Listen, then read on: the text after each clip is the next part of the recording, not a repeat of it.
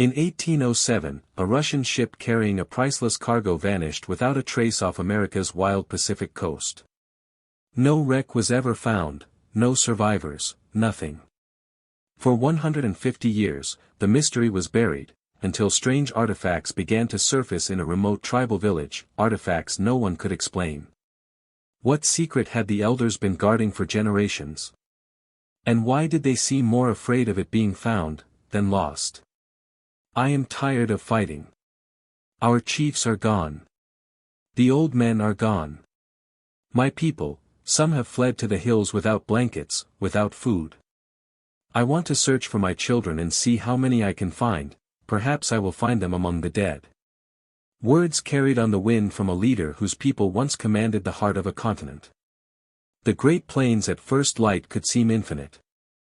Rolling hills drifted into golden distance, the wind whispering through endless grass, rivers winding silver threads beneath an open sky that stretched without boundary.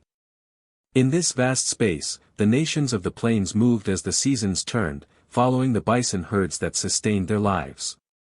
Horses, brought generations earlier, had become not just a means of travel but the beating heart of culture, war, and trade. The people who mastered them could cross immense distances in a day, hunt with unmatched skill, and defend their lands against all comers. It was a world where alliances shifted with the turning of the moon. Crow and Lakota, Cheyenne and Pawnee, each had their own histories of friendship and rivalry.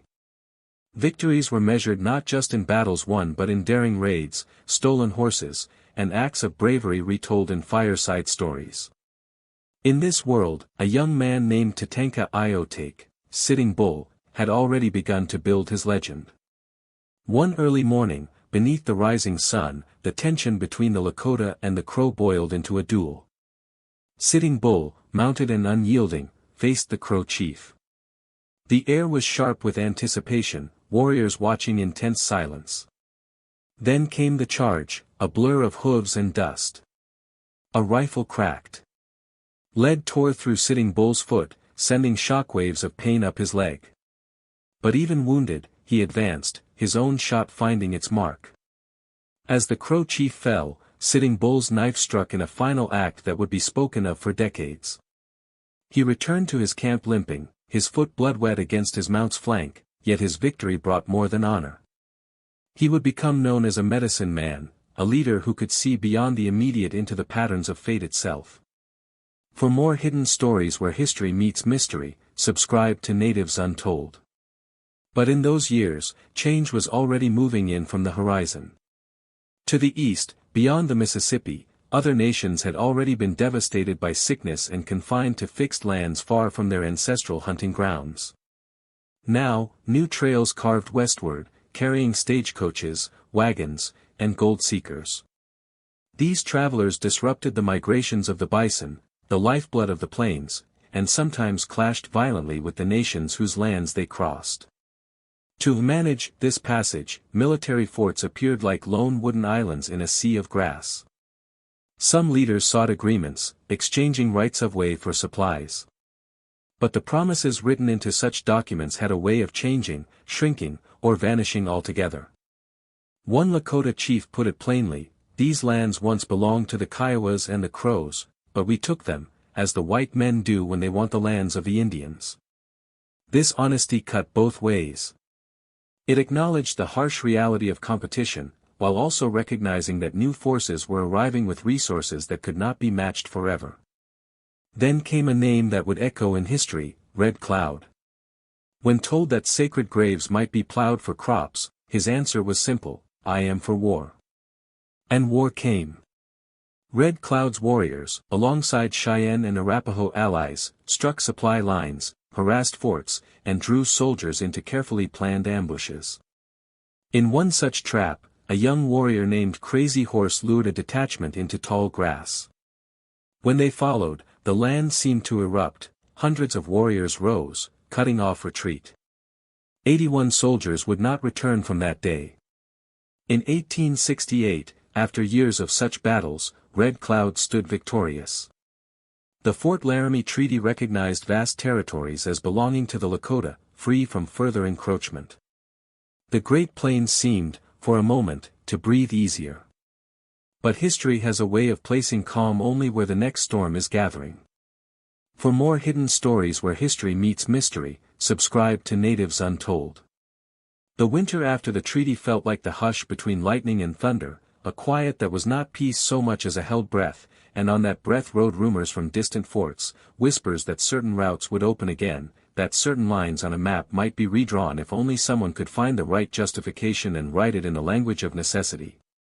The bison still flowed like a living tide across the grasslands, and camp still rose and fell with the seasons, but beneath the songs and the laughter and the low thunder of hooves, the ground itself seemed to hum with a coming change no one could name without tasting ash on the tongue.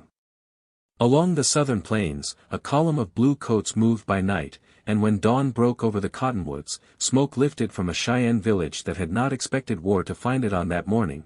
Some remembered the attack for the flames and the echoing cries, others for the shock of realizing that flags and promises and signatures could be as fragile as ice under a spring sun.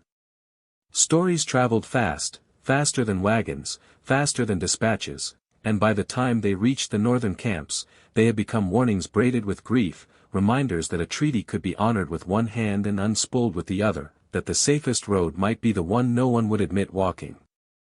In the high country, Red Cloud, who had pried a concession out of the rock itself, watched the paper barrier he had forced into being sway like grass, strong in wind when it bent together, weak when pulled apart strand by strand. Hunters returned with fewer hides, and not only because the bison had shifted, the plains, once a boundless commons of hoof and sky, now trembled under the footfall of strangers who did not move with the herds, strangers whose wills carved straight lines where the people moved in circles. One elder asked a question that would not leave the fire: if our life is the ring of seasons, what happens when a road cuts the circle in half? Far to the east, markets snapped like dry twigs in a hand, banks shuddered, mills stilled, wagon trains slowed, and men with lantern light in their eyes turned their faces west, carrying dreams and debts in equal measure. It was the kindling and the spark, a nation in hunger, a wide land of rumor, and somewhere in between, the black silhouette of mountains whispered about in saloons and parlors as if they were themselves vaults of glittering promise. The old scouts who knew the prairies by scent and star shook their heads and warned that certain ranges did not forgive trespass lightly, then stopped mid-sentence, wondering whether the word trespass meant anything to those who believed every mile was theirs to cut and measure. Along the rivers, children learned to tell one hoofbeat from another by ear, to judge whether a small party of riders meant family or danger, to read the sky for weather and for smoke. In council lodges where the rafters still smelled of fresh-cut poles, the leaders argued softly and then loudly. Some said, "We will stand in the doorway of our home and ask guests to leave. If they refuse, we will shoulder them back to the road," and others answered, "If they come by the thousands, what door is big enough, what shoulder strong enough?" In that tension, a young man named Crazy Horse honed his gift for appearing where he was least expected and drawing pursuit into the tall grass where the earth itself lent a hand. The rails had not reached the deep heart of the northern plains, but the rumor of rails had, and rumor is a kind of iron when enough people believe in it. Surveyors arrived in deliberate lines, setting stakes, drawing triangles against the horizon. They were guarded by soldiers who had learned to sleep in the saddle and wake with the trigger already half pulled. The scouts sent by Sitting Bull watched and counted and then returned to report lines of wagons that seemed to take no note of rivers or ridges, as if men on paper had decided that geography itself could be persuaded to move. On a moonless night, a long file of horsemen slipped like water through the coulees and arroyos toward one of those carefully guarded parties.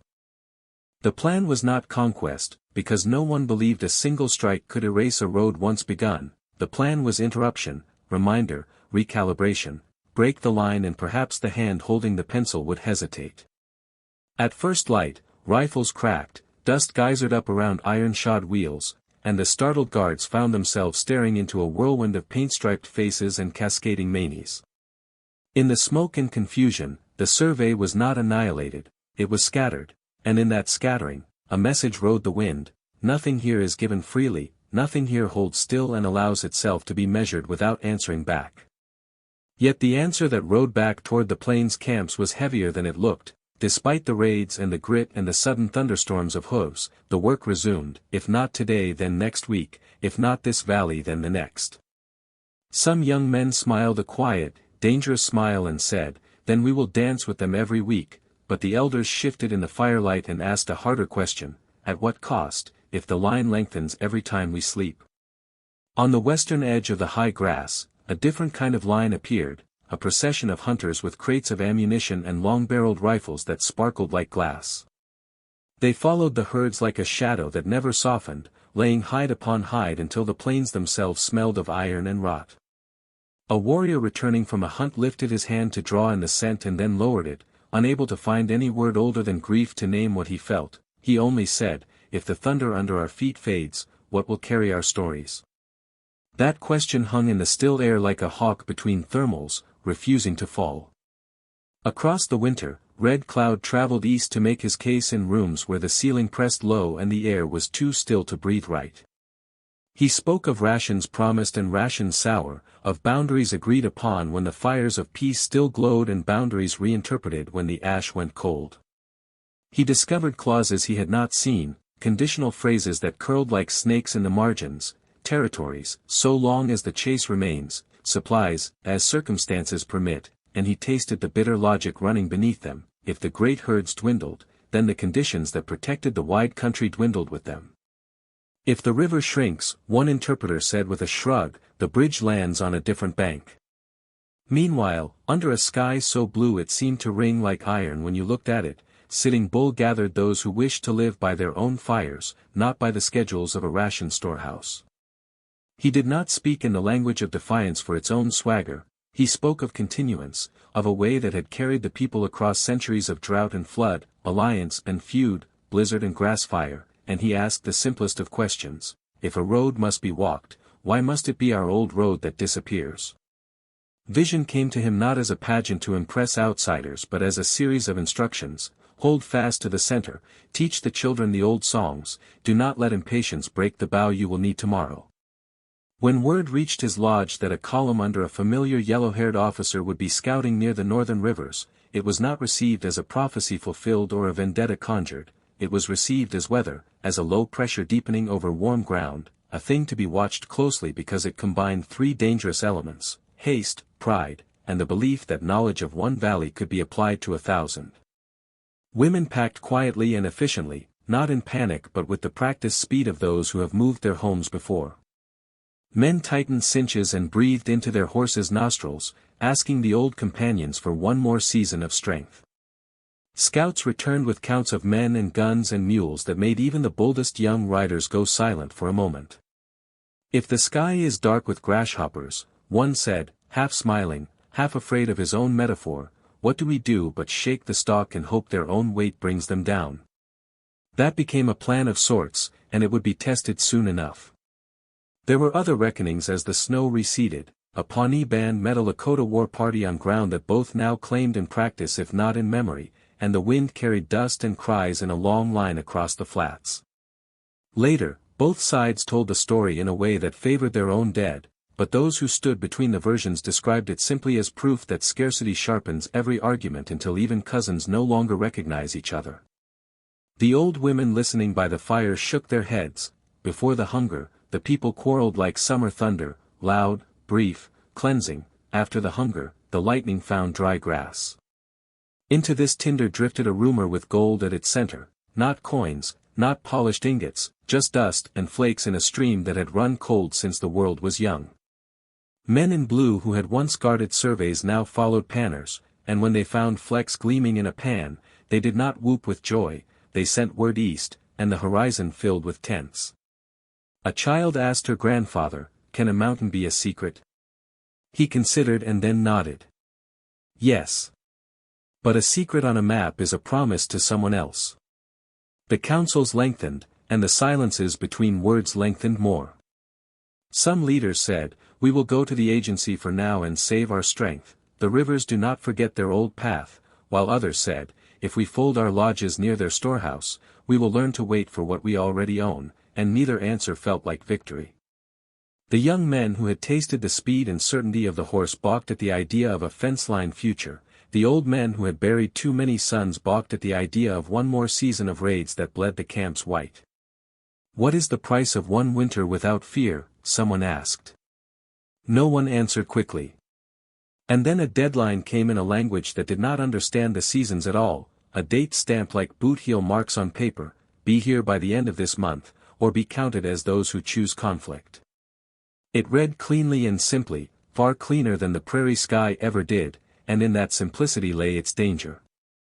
The grass does not turn green by decree, a woman muttered as she rolled a lodge skin, and neither do hearts. But still the notice moved, from camp to camp, and with it a choice that was not really a choice. Sitting Bull listened, then stood, then did what he had always done, he took his people toward the herds, toward the old roads, toward a center of gravity that did not shift with ink. Allies came in ones and twos and then in dozens, lodges multiplied until they made a pale necklace along the river, miles of canvas and hide that flashed in the sun like fish scales. It was not a march of fury, it was a weaving of families and languages into a single braid that could carry its own weight across the next pass. In the evenings the children learned new cousins' names, in the mornings the warriors rode out not to die for a word, but to live for a way. Scouts returned again, breath steaming, using sage smoke and handfuls of dirt to sketch the movement of 3 separate columns coming like fingers to close on a single point. They do not see us, one said, they see a problem to be reduced, and that sentence struck the council like a cold wind, not because it was new but because it named the lens through which so many decisions had lately been made. If you are not seen as a people, you are seen as numbers, and numbers invite arithmetic. Against arithmetic, the people prepared the only proof they had ever trusted, one another. On a morning when the air itself seemed to be holding still so as not to trigger the avalanche of what came next, a last small argument flickered and died, and the camps moved, carefully, deliberately, toward ground that offered sightlines and crossings, toward slopes where horses could climb like goats and ravines where they could disappear like smoke. A man who had always laughed too loud and too long stood with his hand on his horse's neck and whispered, "If this is the day the stories talk about, then let us deserve the stories." By dusk, the fires along the river shone like a second constellation, and the riders who circled them were quiet, not from fear but from the tautness of a bowstring a breath before release. Somewhere beyond the last bend, beyond the willow thickets and the gravel bars, dust rose in a pale ribbon. Voices dropped to a murmur. Someone tightened a girth one notch. The old women lifted their palms in blessing. The young men looked at one another and found, beneath the paint and the bravado, a simple agreement: hold the line, protect the children, listen for the signal. And out on the edge where the last golden light surrendered to purple, a question the elders had asked for months finally came to rest like a hawk on a gloved hand: what do you owe to the future when the present insists on a fight? The answer would not come in words. It would come in the thudding ground and the cracking air, in a convergence that would etch itself into memory under a name no one present could yet hear, a name the world would learn to say with awe and argument in the same breath. Dawn came with a thin veil of mist curling above the water, the kind of morning where the world seemed reluctant to show its face all at once. Horses stamped softly in the half-light, their breath blooming into white clouds. Somewhere in the distance, the low, steady hum of many feet on the move grew louder, a rhythm too deliberate to be the wind, too heavy to be a herd. The scouts returned one by one, not with hurried shouts but with clipped reports, each man adding another thread to a map that existed only in memory and in the silent glances traded around the council fire. 3 columns. One from the south, one from the east, one from the north. Each moving like a hand closing around a stone. In the heart of the encampment, Sitting Bull sat cross-legged on the earth, his eyes closed. Those nearest swore he was not simply resting but listening to something deeper than hoofbeats or the murmur of the river. When he opened his eyes, he spoke without raising his voice: "They will come in haste, believing haste will break us. We will not meet them in haste. We will meet them where their haste turns to uncertainty." His words passed from mouth to mouth until even the youngest boys running errands for the women could repeat them. For more hidden stories where history meets mystery, subscribe to Natives Untold. By mid-morning, the great camp along the Little Bighorn River was fully awake. Smoke rose in thin, straight columns from cook fires, and the air was alive with the sound of preparation, arrowheads being checked, rifle powder measured, bridles tightened, lodges reinforced or taken down altogether. Mothers tied medicine bundles to their children's belts, warriors painted their faces in designs that carried the weight of dreams and ancestors. Across the open flats, bands of Cheyenne, Arapaho, and Lakota mingled, exchanging quick words and quicker promises. They had come for different reasons, from different distances, but in this moment, they were one. The first real sign of the approaching force was not a rider or a banner but a faint tremor underfoot, a vibration that passed through the soles and into the bones. Then came the glint, tiny points of sunlight flashing off metal far to the east. From a bluff, a young scout cupped his hands to his mouth and called down the news: the column was closer than expected. Whether they had pushed through the night or simply moved faster than any had guessed, they would arrive before midday. The council did not argue. Orders, such as they were, moved like water, fluid, unshouted, understood without explanation. Crazy Horse moved among the warriors without ceremony, speaking to some, clapping others on the shoulder. His role was not to command in the manner of the blue-coated officers they faced but to guide, to set an example that others could choose to follow. More than once he reminded them, fight to live, not to die. A dead man's courage is useless to his family. It was the kind of instruction that carried both mercy and steel. The river became the spine of the camp's defense, a living barrier that could slow an advance and offer escape if needed. Along its bends and fords, small groups took up positions, their horses hidden in the cottonwood shadows. In the willows, men with rifles settled in, sighting along the water's edge. Behind them, riders waited in the open, ready to wheel and strike like a gust of wind snapping through tall grass. The air felt thick, not with heat but with the weight of everything about to happen. When the first riders of the approaching force appeared, their movement was cautious, as if they had suddenly realized they were not chasing a scattered band but walking into the presence of something far larger.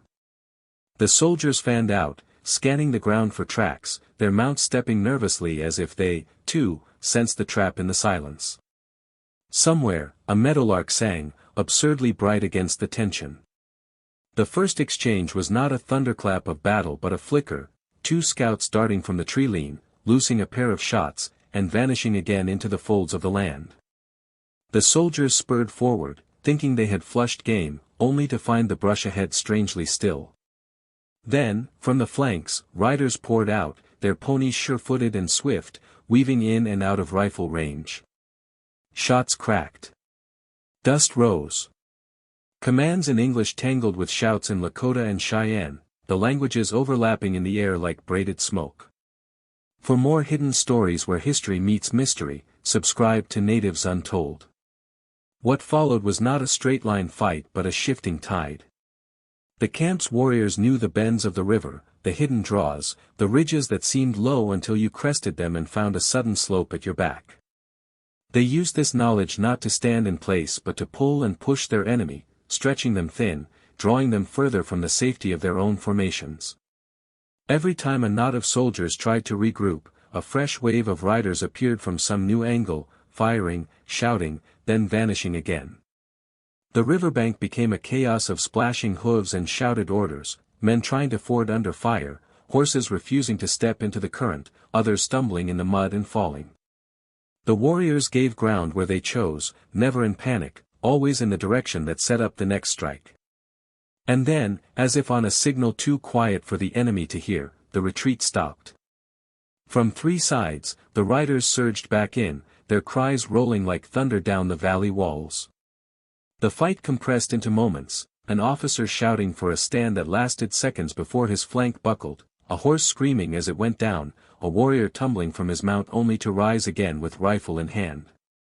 Dust and powder smoke thickened until the sun itself was dimmed, and in that twilight, the soldiers' cohesion broke. Some tried to rally on the high ground, others turned for the river in a desperate bid to escape. Few made it far. By afternoon, the noise faded to scattered shots and the soft, uneven drum of retreating hoofbeats.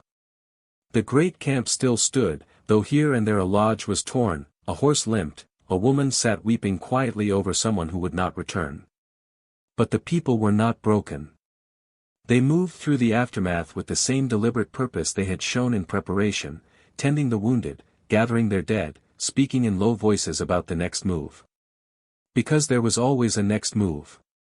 Sitting Bull stood on the bluff above the river, looking down at the place where the fight had rolled and broken. His face was unreadable, his eyes fixed not on the scattered bodies or abandoned gear but on the far horizon, where the dust of retreat still hung in the air. He knew what others might not yet grasp, this day would be spoken of far beyond the plains, and in that retelling, its shape would change. For some, it would be a victory, for others, a warning, for still others, an excuse. But for those who had stood here, knee-deep in the river's willows or high in the saddle on the ridge, it would remain what it truly was, a day when the people stood together, not for glory, but for the right to decide their own path. And as the sun dipped low, turning the river to molten gold, a single hawk wheeled overhead, its shadow passing over the camp before vanishing into the west. The people watched it go in silence, each thinking their own thoughts, each knowing that whatever came next, this day would live as long as their stories did. For more hidden stories where history meets mystery, subscribe to Natives Untold.